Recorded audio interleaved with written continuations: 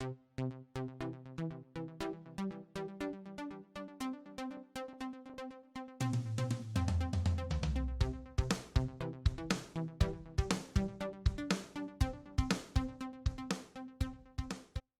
morning, everyone. My name is Hussein Khan, and I manage the digital transformation business at Marlabs.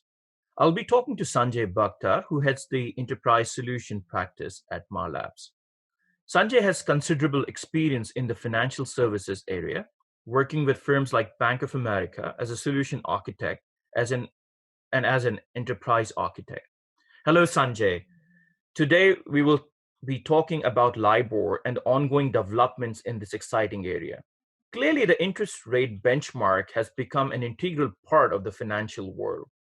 Hard to think of a world without LIBOR, but that seems to be where we are headed. You have done some great analysis of LIBOR and the transition. So we would love to hear your thoughts. And here we go. So the first question I have for you, Sanjay, is what are the some challenges underlying the transition for LIBOR? It's a very good question, Hussein. And thank you, Hussein. Hello, everyone. Some of the key challenges are fallback provisions, fairness of the risk-free rates, and unified customer communications. And I'm sure that we'll dive a little bit deeper during our discussion today. Thanks for that, Sanjay. So the next question, as a follow-up to that, so what is the solution?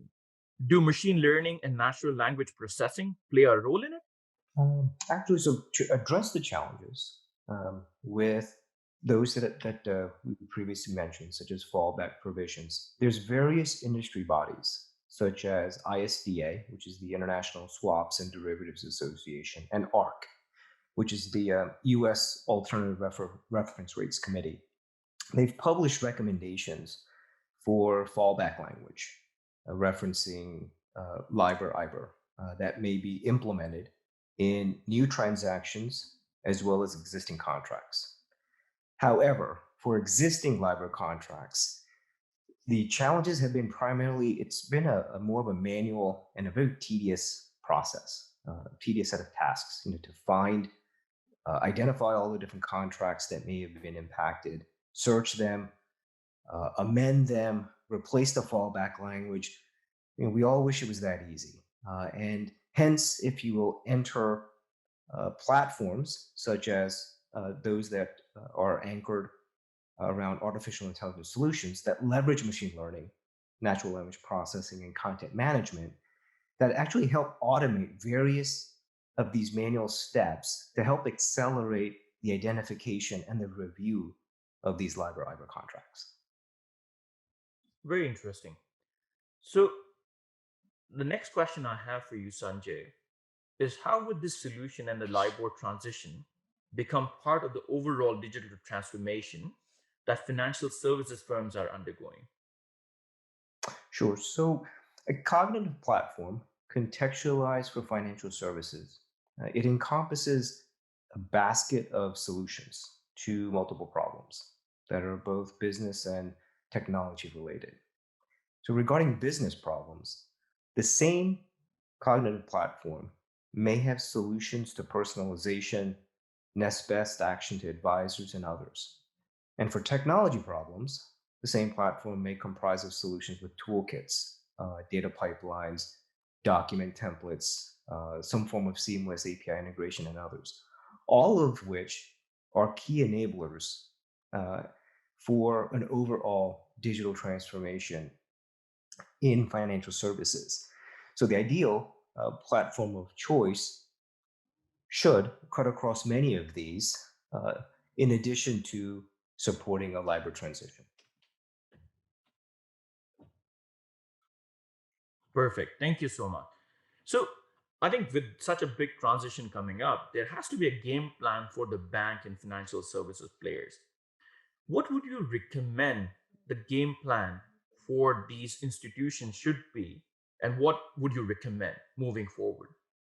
Yes, and right there lies the conundrum, Hussein, is that many folks are trying to just, if you will, think about more of a specific technology, a specific solution. Ideally, a game plan, establishing a game plan is key. identifying and establishing that core team. So, if you will, a winning game plan should consist of six key plays. One, establishing a core team. Two, use a capability map to identify the impacted areas. Now, that sounds easy, but when we say capability map, there are many industry specific models, specifically financial services, that have a business capability map, and it spans anywhere from level 0 to level 6 that it cut across the entire enterprise of banking, asset wealth management, as well as corporate trust, capital markets, etc. And that's what I would refer to as a capability map. Leveraging a reference architecture, to select the right cognitive platform. There, even in itself, a reference architecture that is something that is very, that's curated, that has been nourished, that has the facets of all of the key aspects of what an architecture should represent. Four, customize the fallback language within the cognitive platform. Five, deploy the cognitive platform. And then six, execution of the cognitive platform for your tasks ahead. So if I can just quickly go back, the fallback language and customization, this is one of the ones which it's absolutely essential that every organization is going to have nuances. There'll be some specific amount of customization based on the types of customers that this institution may service.